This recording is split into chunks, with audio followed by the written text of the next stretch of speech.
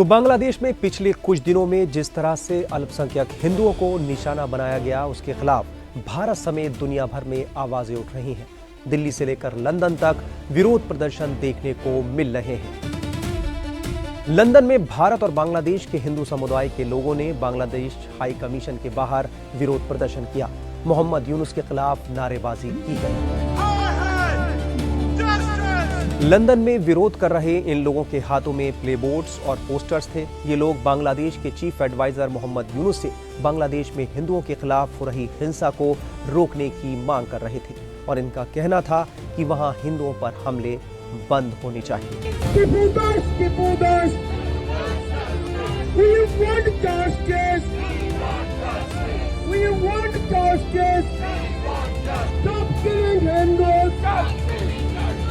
Stop killing Hindus!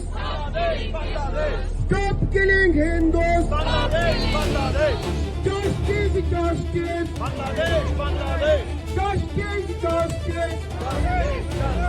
Bangladesh में सताए जा रहे हिंदू भीड़ के आतंक से बचने के लिए भारत से सीमाएं खोलने की गुहार लगा रहे हैं। वो भारत सरकार से मदद मांग रहे हैं। बांग्लादेश में अल्पसंख्यकों के खिलाफ लगातार हो रही हिंसा को लेकर भारत भी गहरी चिंता जाहिर कर चुका है। विदेश मंत्रालय के प्रवक्ता रणधीर जायसवाल ने बांग्लादेश में हिंदू युवकों की हत्या पर कहा कि इस जघन्य अपराध के दोषियों को जल्द से जल्द न्याय के कटघरे में लाया जाएगा। बांग्लादेश में जिस तरह से अल्पसंख्यकों को टारगेट किया जा रहा है, उससे नोबेल शांति पुरस्कार ले चुके बांग्लादेश के चीफ एडवाइजर मोहम्मद यूनुस पर खुद सवाल खड़े हो गए हैं। देखिए, बांग्लादेश में जो अल्पसंख्यक खास करके हिंदू वर्ग पे जो बर्बरता और जिस तरीके से जघन्य हत्या हो रही है, ये समाज, बांग्लादेश के समाज पे, बांग्लादेश के हुक्मरान के लिए, बांग्लादेश के सिविल सोसाइटी के लोगों के लिए कलंक है। ये किसी भी देश में इस तरह की चीजें नहीं हो सकती हैं और मुझे लगता है कि बांग्लादेश के हुक्मरान को जल्द से जल्द वहां पे लॉ एंड ऑर्डर को सख्त करना होगा। जो दंगाई हैं, जो इस तरह की जघन्य हत्या कर रहे हैं, उनको जेल में डाल के नजीर पेश करनी चाहिए। और बांग्लादेश की मालूम है हैसियत क्या है। अगर वो इस तरह की बात कर रहा है, बिना भारत के वो पूरे दुनिया में कुछ सोच सकता है क्या? अगर उसको लगता है कि वो किसी तरीके से अपने लोगों को प्रयोग के सहारे डराने की कोशिश कर रहा है, तो ये बांग्लादेश के हित के लिए भी ठीक नहीं है। वहां पे अल्पसंख्यक यानी हिंदुओं पे हो रही इस तरह की बर्बरता को जल्दी से जल्दी रोकने की जरूरत है। वहीं कांग्रेस की ओर से भी बांग्लादेश में हिंदुओं पर हो रहे हमलों को लेकर चिंता जाहिर की गई है।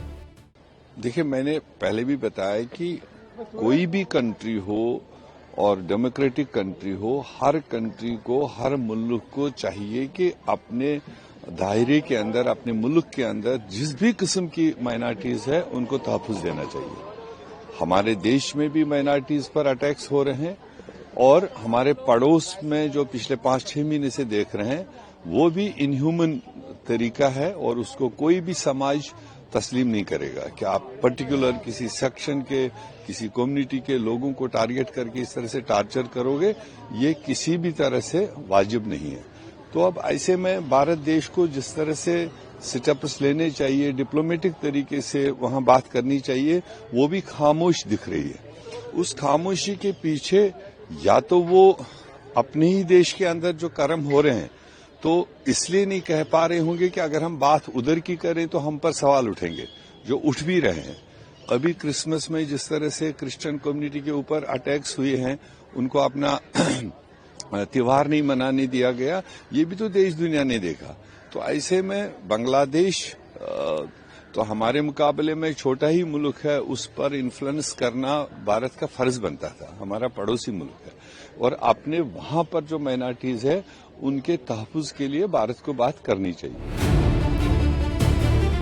दिल्ली में वीएचपी ने बांग्लादेशी हिंदुओं की सुरक्षा के लिए यज्ञ किया और भारत सरकार से मांग की कि बांग्लादेश के खिलाफ कठोर एक्शन हो। आखिरकार ये जो कट्टरपंथी जो तबका है, वो आखिरकार कब तक हिंदुओं को निशाना बनाता रहेगा?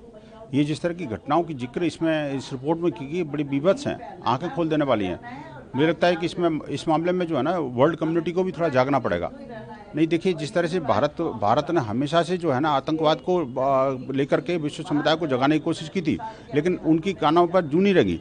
जब यूरोपियन कंट्रीज में लगातार इस्लामिक जिहादियों के हमले हुए तब वो बिलबिला उठे। आखिरकार इस अतिवाद से भी उनको जागना पड़ेगा और इसके विरुद्ध कठोरतम कार्रवाई उनको सुनिश्चित करनी पड़ेगी, बहुत जरूरी है।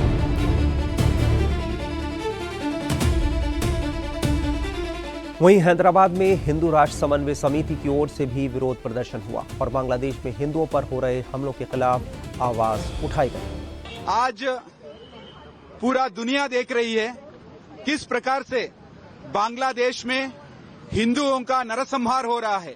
खुलेआम हिंदुओं का नरसंहार बांग्लादेश में हो रही है।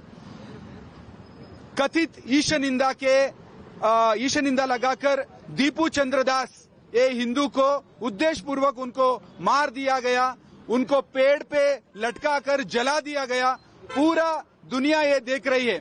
आज हम केंद्र सरकार से मांग करते हैं कि तुरंत बांग्लादेश के ऊपर मिलिट्री एक्शन लिया जाए और जितने भी बांग्लादेश में पिछले 1 साल से अगर हम देखते हैं तो गवर्नमेंट का ऑफिशियल फिगर बता रहा है कि 2900 इंसिडेंट्स ऐसे हुए हैं जहां रेप हुआ है, किडनैप हुई है, लोगों को जलाया जा रहा है, देवालयों को ध्वंस किया जा रहा है, छोटे बच्चों को भी नहीं छोड़ते, उनको भी जला दिया जा रहा है, विग्रहों को ध्वंस किया जा रहा है, घरों को सर्वनाश किया जा रहा है। ऐसे 2900 ये जो यूनुस के जो गवर्नमेंट आने के बाद जो हुआ है, और कितने लोगों की जान लेना है, तब कब तक आप वेट करेंगे?